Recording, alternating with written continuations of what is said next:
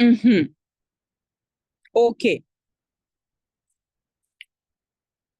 Hmm. Yes. So,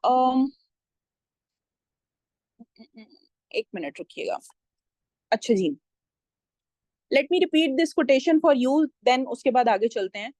The United States is at once a very new and an old nation. It is new as compared to other countries. It is new too, as it has always been renewed by new elements. On the other hand, it is old too, the oldest of the new nations, the first one to be made out of an old world colony. Have you got this? If still any line that is confusing for you, you people can ask me so that I may elaborate that point to you. एक एक चीज आप लोगों की clear होना बहुत जरूरी है. Every conceptual clarity should be there so that you people may not be confused whenever you will be preparing your own notes, or you will be preparing an answer to this question or to this topic. Okay, should I move ahead? Clear. Okay, so now we have quotation by Professor Woodburn. Basically, I wrote this quotation in my essay.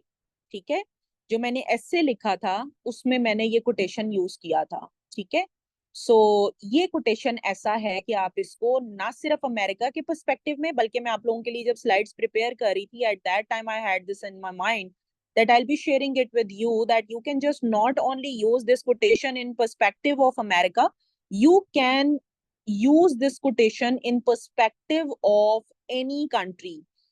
Like overall एक जो country का structure होता है और strategy होती है, उसके according भी आप इसको यूज कर सकते हो. You got it? Political, religious and social life of people depends upon security, climate and elevation of that country. किसी भी कंट्री का पॉलिटिकल, रिलीजियस और सोशल लाइफ किन चीजों पर डिपेंड करता है? उसके लोगों की जो पॉलिटिकल लाइफ होती है, रिलीजियस लाइफ होती है और सोशल लाइफ होती है, किन चीजों पर डिपेंड करती है? सिक्योरिटी, क्लाइमेट और एलिवेशन ऑफ दैट कंट्री. आपको नजर नहीं आया? सिक्योरिटी की बात हमने की है पहले, आपके साथ मैंने क्लियर किया कि किस तरह.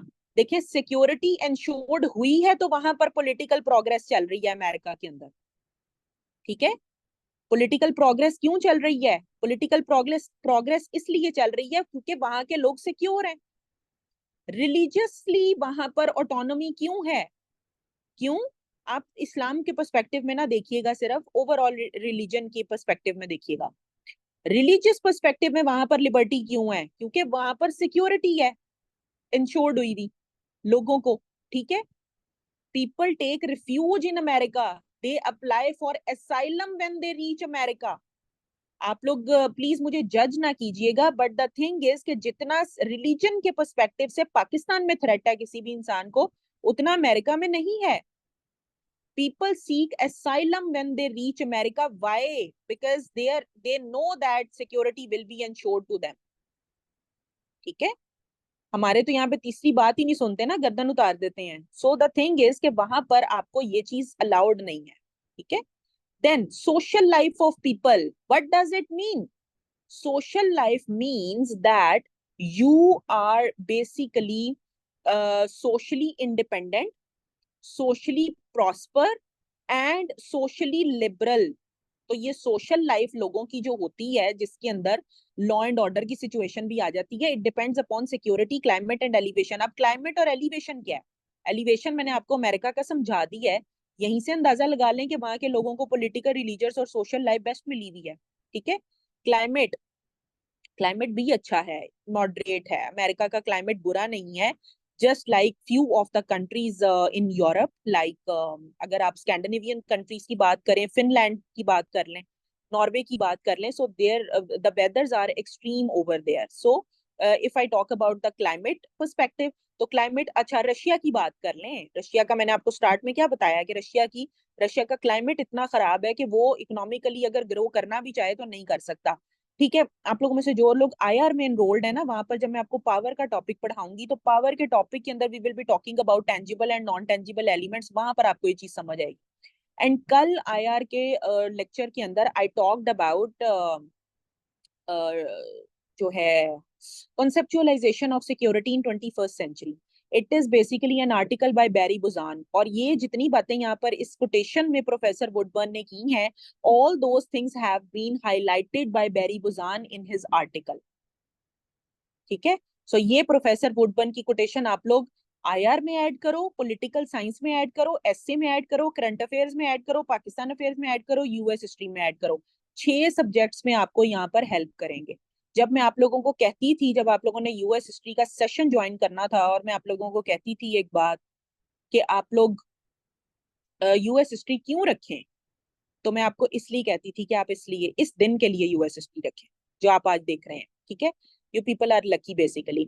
Anyway, I am hoping and praying कि आपकी ये लक आपके एग्जाम में भी काम आए। Anyway, so let's just talk about continent of America के सबसे पहले अर्ली सेटलर्स जो थे इस कॉन्टिनेंट पर, वो कौन आए, उनके बारे में आपको पता होना बहुत जरूरी है अगर आप अर्ली सेटलर्स की बात करें। इनके अंदर से आपको एक आधा एमसीक्यूज आता है, जो भी क्वेश्चन आता होगा, एमसीक्यूज आता होगा, मैं आपको हाईलाइट करवा दूंगी कि ये आप लोग जरूर तैयार कर लें, ये आ जाएगा। सो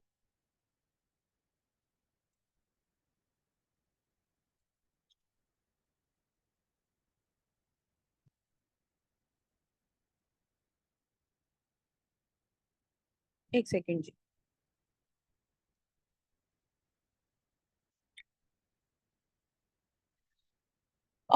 इसमें से आपको कोई एमसीक्यूज आ सकता है। ठीक है, so what you have to do is कि आप इनके नाम याद कर लीजिएगा। मैंने इसके नाम याद रखे थे, वो जो आप मैसेज में नहीं लिखते, हा हा, HAHA, हा हा हा हा, तो ये यहाँ से याद रखना, हो होकम्स, अनासाजी, होपवेलियंस एंड एडिनेंस। ठीक है, यहाँ पर एक छोटी सी चीज और लिखी हुई है, जो मैंने आप लोगों के लिए लिखी है, लिखी नहीं है, I found it and then I took an excerpt of it. ठीक है, इसको याद कैसे रखना है आपको वो भी बता दिया मैंने, फार्मूला, हाँ हाँ। ठीक है जी, earliest Americans, while civilizations were developing in Africa, Asia, Europe, they were also emerging in Americas. Clear है? आपको मैंने क्या बताया था, मेल्टिंग पॉट ऑफ कल्चर्स, तो वो यहाँ पर वही बात कर रहा है। इस पिक्चर के अंदर छोटा सा जो लिखा है, वो कहता है कि जिस टाइम पर civilizations America, sorry, Africa, Asia और यूरोप में ग्रो कर रही थी, उस टाइम पर वो अमेरिका में भी ग्रो कर रही थी। और जब मैंने आपको एक्सप्लोरेशन एंड कॉलोनाइजेशन वाला टॉपिक करवाना है, तो मैंने आपको वहां पर ये चीज बतानी है कि किस तरह वो अमेरिका आए थे और क्या रीजंस थे कि यूरोप से लोग अमेरिका आ रहे थे, क्या रीजन थे उसके पीछे, वो सारे रीजंस हम लोग देखेंगे। At first, the ancient people of the Americans survived mainly by hunting and gathering. ये जो होकम्स, अनासाजी, ओपेलियंस और एडिनेंस आपको नजर आ रहे हैं, ये लोग हंटर गैदरर सोसाइटी थे। बेसिकली हंटर गैदरर सोसाइटी क्या होती है, कोई बता सकता है? हंटर गैदरर सोसाइटी क्या होती है?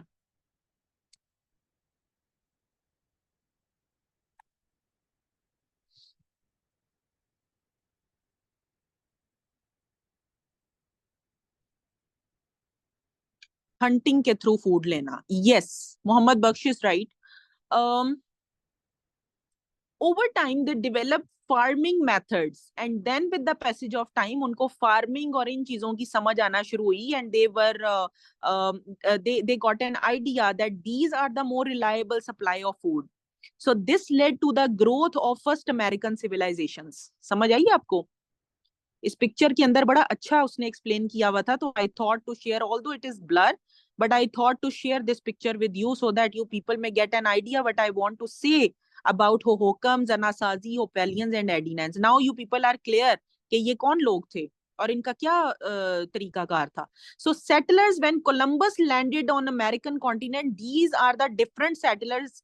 If I talk about the initial ones, तो वो बहुत पहले वाले थे, होकम्स, अनासाजी और दो जो मैंने आपको और बताए हैं, होपवेलियंस एंड एडिनेंस, ये बेसिकली चारों पहले थे, कोलंबस से पहले थे। कोलंबस जिस टाइम पर इस कॉन्टिनेंट पर उतरा है, ये जो पिक्चर आप लोग देख रहे हो ना, ये जरा गौर से देखो सारी पिक्चर्स को, दोनों पिक्चर्स को, इसमें कोलंबस जिस टाइम पर उतरा है उस टाइम पर ये वाली सिविलाइजेशंस एग्जिस्ट करती थी वहां पर, ये वाले सेटलर्स थे, मायाज, एज़टेक्स, टोल्टेक्स, इनकस एंड इंडियंस। मट्टी से याद रखो इसको, MATII, ठीक है, यूं याद रखो। निमोनिक आप लोगों में से जिन लोगों ने मेरी वोकैबुलरी क्लासेस ली हैं उनको पता होगा। अच्छा, ओके, सो अब आप लोग यहाँ पर पिक्चर देखो, ये बिल्कुल सेवेज लोग आपको नजर आ रहे हैं ना, विदाउट जो है बड़े अनक्लैड, जिनके लिए वर्ड यूज किया जाता है, जिन्होंने कपड़े नहीं पहने होते हैं, ठीक है, ये अनक्लैड सिविलाइजेशन आपको एक साइड पर नजर आ रही है, और लेफ्ट साइड पर आपको कोलंबस नजर आ रहा है along with the other man जो इस कॉन्टिनेंट पर आकर उतरे थे। So basically they were very brutal, they were very you can say dangerous people, and they attacked them, किसको, कोलंबस और उसकी टीम को। और जो 40 लोगों को कोलंबस छोड़ेगा वो मैं खैर आपको एक्सप्लोरेशन में करवाऊंगी, बट स्टिल बड़े ब्रूटल ये लोग थे। अभी इनकी डिस्कशन हमने आगे जाकर फिर से करनी।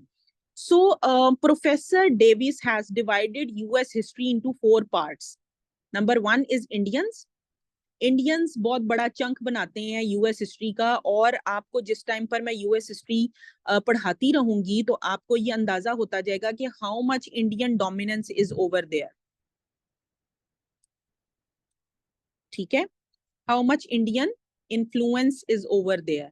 दे और फिर इसके बाद इंडियन रिमूवल एक्ट आएगा, आई थिंक 1830s में आया था वो इंडियन रिमूवल एक्ट आएगा, वो भी एंड्रयू जैक्सन ने दिया था, तो वो भी आपको मैंने करवाना है, वो आपको वहां से भी पता चलेगा इंडियंस। और इंडियंस ना बड़े नटोरियस किस्म के फेमस हैं, ये अच्छी चीजों में फेमस नहीं थे अमेरिका में।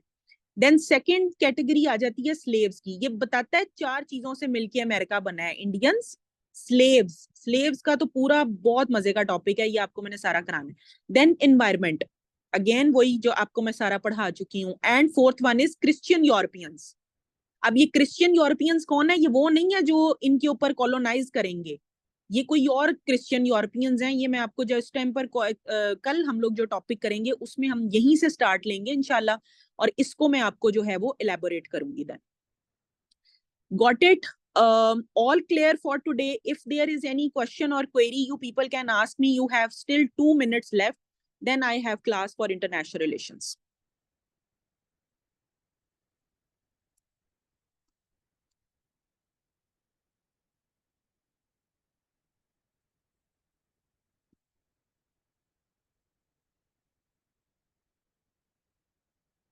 Okay, everything clear?